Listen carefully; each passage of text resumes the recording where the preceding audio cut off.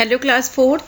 Today we are going to start your social studies and we are having a new chapter. Open it now. As you can see, this is your social studies book, as you know very well. And open your books, all of you. As you can see, this is your chapter number 10, water resources. Like आपको screen पे दिख रहा है, water is the most important natural resource है हमारे अर्थ पे, क्योंकि हम जो हैं सारे लिविंग बीइंग्स या हमारे एनिमल्स, बर्ड्स, कोई भी सर्वाइव नहीं कर सकता विदाउट ड्रिंकिंग, पानी पीने के बिना नहीं जी सकते ना।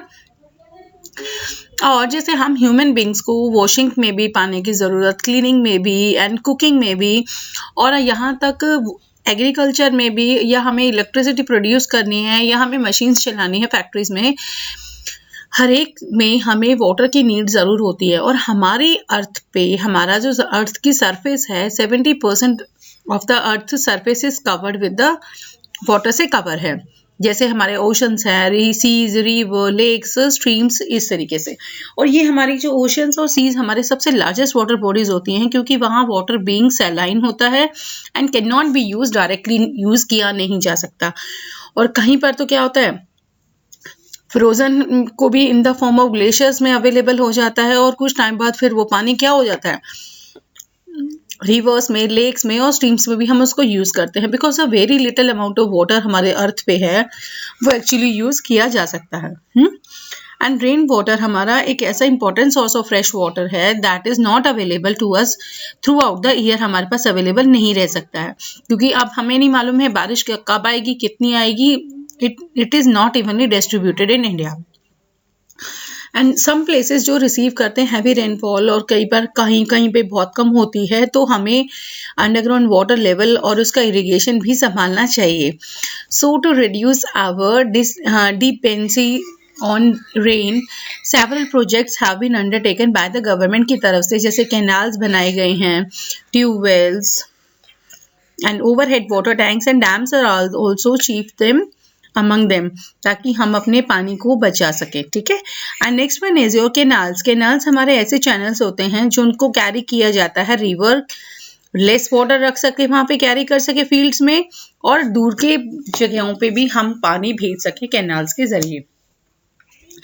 Because India has a good canal system है, there is an important source of irrigation भी है नॉर्दर्न इंडिया में। And in the river delta हमारे सॉर्दर्न के, जैसे हमारे वेस्ट बंगाल, महाराष्ट्र, बहुत सारे ऐसे हैं जहां पर क्या होता है, हमारा डेल्टास बनते हैं। ठीक है। एंड हमारे इंपॉर्टेंट कैनाल्स में इंडिया में हमारा सबसे जैसे मेन है, हमारे कौन कौन है, इंदिरा गांधी कैनाल है, वेस्टर्न यमुना कैनाल है, सरहिंद कैनाल है एंड आगरा कैनाल है। ठीक है। और next one topic is your well and tubewell. Tubewell आपको नजर आ रहा है, और हमारे कुएं भी आप लोगों ने देखे ना, वेल्स, जिनको खोदा जाता है ताकि हम अंडरग्राउंड यानी जमीन से नीचे का पानी हम यूज कर सके, with the help of rope से निकाल सके, पर्सियन व्हील से या बकेट से उस पानी को हम निकाल के यूज कर सकते हैं। और डीप बोर्स किए जाते हैं, रिक्वायर्ड टू एग्जैक्ट में वाटर निकाल सके इलेक्ट्रिक पंप के थ्रू या मोटर्स के थ्रू।